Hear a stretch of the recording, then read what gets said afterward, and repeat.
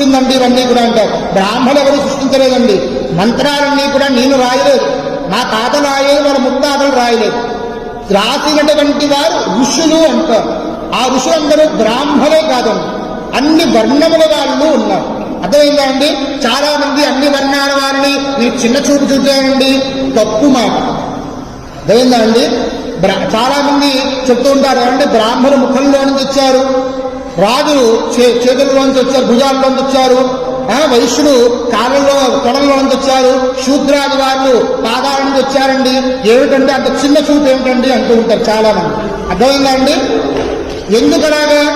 ఈ 4 వర్ణాలలో ఉన్నటువంటి వాళ్ళల్లో అతి ముఖ్యమైనటువంటి వాళ్ళు, అతి పూర్వజన్మ కలిగినటువంటి వాళ్ళు పాదాలలో నుంచి ఉద్భవిస్తారు అని వేదశాస్త్రం. కానీ అందరికీ ఆ శాస్త్రాలు తెలియదు. పైన ఉన్నటువంటి పుస్తకాలు గ్రంథాలు తెలియజేస్తారు అంతే. చూడండి, నేను బ్రాహ్మణ్ణి, నీవు ముఖంలో నుంచి వచ్చారని చెప్పేసి భగవంతుడికి నేను ముఖంలో వచ్చాను, ముఖానికి పూజ చేస్తానా? రాజులు చేతిలో నుంచి వచ్చారు, భుజాల్లో నుంచి వచ్చారండి, నా ఉద్భవం అక్కడ, నేను అక్కడే పూజ చేస్తానా? ఎవరైనా ఎక్కడ చేస్తారు? కేశవాయ నమః పాదౌ పూజయామి. ఆ పాద పద్మాలలో నుంచి ఉద్భవించినటువంటి వాళ్ళు మహాత్ములు అంటారు. అర్థమైందా అండి? ఆ భగవంతుడి యొక్క పాదాలను పెట్టుకుని వెళ్ళిపోతే చాలు అనేటువంటి వారు చాలా మంది ఉంటారు.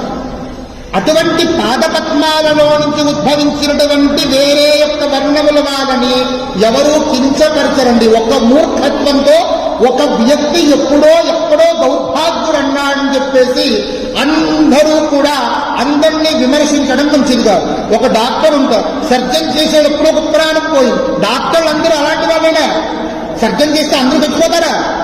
ఒక వ్యక్తి మాత్రమే చేత కాక అప్పుడు పేషెంట్ కి ఉన్నటువంటి వేరే యొక్క కాంప్లికేషన్స్ ద్వారా చనిపోయి ఉండొచ్చు. కానీ అందరు డాక్టర్లందరూ అంతేనండి అంటే ఊరుకుంటారా?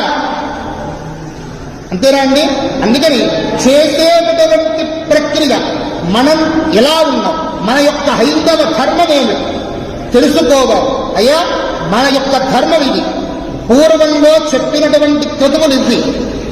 మనం చేసేటటువంటివి, ఉపయోగించేటటువంటివి ఏది దుర్వినియోగం లేనటువంటివే. పసుపు యాంటీబయాటిక్, అవునా అండి? ఇప్పుడు మనకి కరోనా వచ్చిన తర్వాత చాలా మందికి హైందవ ధర్మం అంటే ఏంటో తెలుసు. వాస్తవమా కాదు? పూర్వంలో